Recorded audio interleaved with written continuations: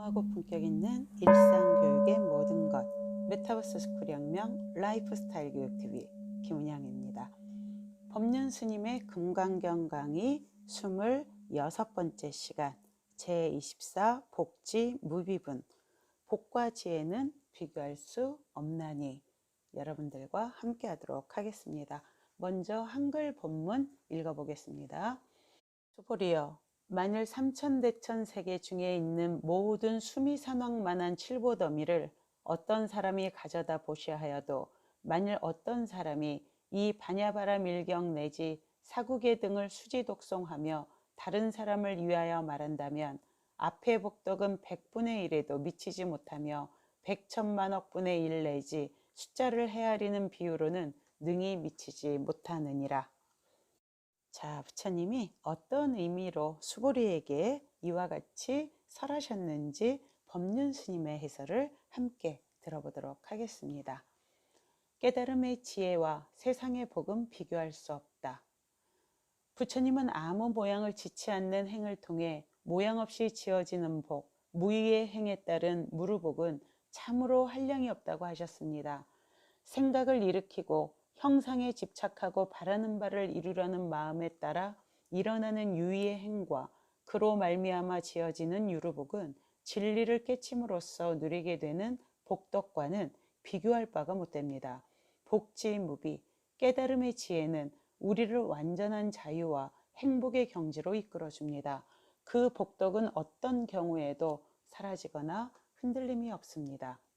수보리여 만일 삼천대천 세계 중에 있는 모든 수미산왕만한 칠보더미를 어떤 사람이 가져다 보시하여도 만일 어떤 사람이 이 반야바람 일경 내지 사국의 등을 수지독송하며 다른 사람을 위하여 말한다면 앞의 복덕은 100분의 1에도 미치지 못하며 100천만억분의 1 내지 숫자를 헤아리는 비유로는 능히 미치지 못하느니라. 금강경에는 수지독송할 사국예가 많습니다. 그중 대표적인 사국예를 살펴보면 모든 상에는 고정된 실체가 없으므로 상에 대한 집착을 버릴 때 비로소 세상의 참모습을 보고 자유로운 삶을 살아갈 수 있다는 제5 열의실견분의 범소유상, 계시어망, 약견재상비상, 즉견열의 제10 장엄종토분의 불응주 색생심, 불응주 성향 미촉법 생심, 응무소주, 이생기심, 제26 법신비상분의 야기색견화, 이음성구화, 시인행사도, 불능견열의 제32 응화비진분의 일체유의법, 여몽환포영, 여로여겨전, 응작여시관이 있습니다. 이 사국예가 전하는 말씀은 모두 한 가지입니다. 모든 상에는 고정된 실체가 없으므로 상에 대한 집착을 버릴 때 비로소 세상의 참모습을 보고 자유로운 삶을 살 수 있다는 가르침입니다. 이 모습, 이 조건 그대로 성추행을 당했던 마음의 상처 때문에 집 밖으로 한 걸음도 나가려 하지 않고 하루 종일 방 안에만 웅크리고 있는 아가씨가 있습니다. 성추행으로 자기 몸이 더러워졌다고 괴로워합니다. 그런데 남자가 만지면 몸이 더러워진다는 것이 사실입니까? 어떻게 만지면 몸이 더러워집니까? 팔을 만지는 건 그래도 괜찮고 가슴을 만지면 더러워집니까? 얼마나 오래 만지면 더러워집니까? 5초쯤은 상관없지만 그 이상 만지면 더러워집니까? 남자가 내 몸에 손을 대는 순간 일어난 사건은 내가 내 몸이 더럽혀졌다는 생각을 일으켰다는 것, 그것 하나뿐입니다. 그러니 더러워진 것은 아무것도 없는데 더러워졌다는 한 생각에 사로잡혀 그 오랜 시간을 꿈속에서 살았구나. 그렇게 탁 깨달으면 이제까지 지고 있던 무거운 짐은 온데간데 없이 사라집니다. 더럽혀졌다는 그 생각이 망상이고 꿈이기 때문입니다. 이는 성추행한 남자가 죄가 없다거나 그에게 죄값을 묻지 말아야 한다거나 그를 처벌하는 일이 아무 소용이 없다는 말이 아닙니다. 성범죄자에 대한 처벌은 법대로 엄중하게 처리해야 합니다. 지금 여기서 얘기하는 것은 사회적인 처벌이 아니라 어떻게 하면 내 마음이 괴로움을 여의어 자유로운 삶을 살아갈 수 있는가 하는 문제입니다. 내가 그의 악행에 집착하면 집착할수록, 분노하면 분노할수록 내 몸은 점점 더 더럽혀집니다. 그의 행동이 악행인 이유가 내 몸을 더럽혔기 때문이니까요. 더구나 그에게 어떤 극형의 고통을 줄지라도 내 몸이 깨끗하게 회복되거나 내 인생을 돌려받을 수 없는데, 하물며 그 인간이 뻔뻔스럽게 잘도 살아있는 사실 자체가 나에겐 더욱더 큰 고통이 됩니다. 이런 고통스러운 인생이 하나님이 내게 주신 벌이거나 전생에 내가 지은 죄의 대가라면, 그 엄청난 죄업을 녹이기 위해 얼마나 많이 보시를 하고 얼마나 오랜 시간 선행을 해야겠습니까? 어쩌면 세세생생 되풀이해서 애써도 그 죄를 깨끗이 하기는 어려울지 모릅니다. 이런 마음으로는 괴로움에서 벗어날 수가 없습니다. 앞으로 남은 시간 역시 좌절과 절망만이 기다리고 있을 뿐입니다.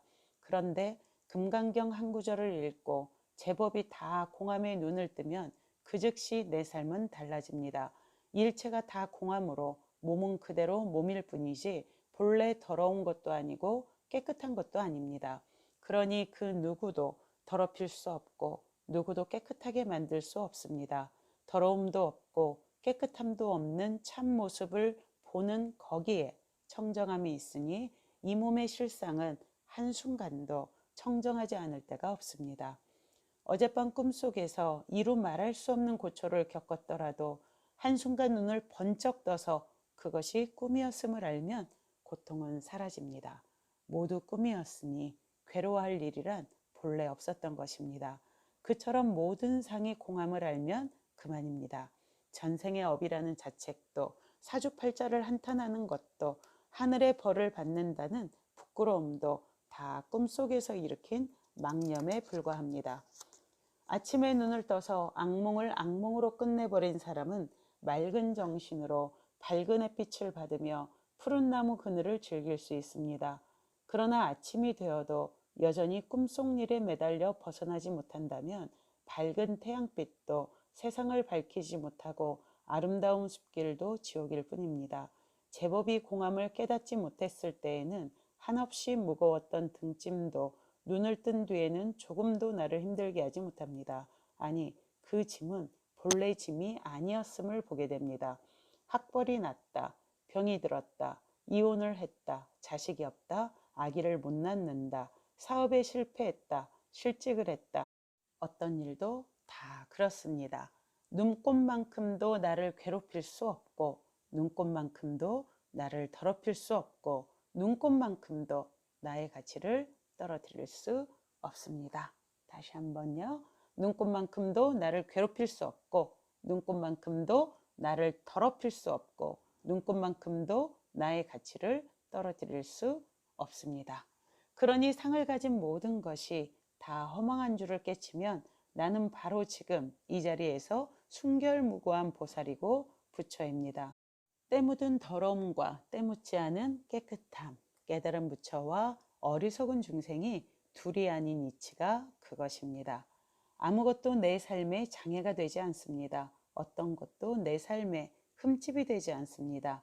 이제까지 살아온 내 모습과 처지와 조건을 바꿔서가 아니라 지금 이 모습, 이 조건 그대로 지금 바로 이 자리에서 해탈의 길로 나아갈 수 있습니다. 오늘 복지무비분 너무 위로가 되지 않아요? 무엇도 날 괴롭힐 수 없고, 무엇도 날 더럽힐 수 없고, 그 무엇도 나의 가치를 떨어뜨릴 수 없습니다. 여러분, 우리는 우리 그 자체로 든든한 존재, 엄청난 화이팅과 응원을 받는 기분이 드네요.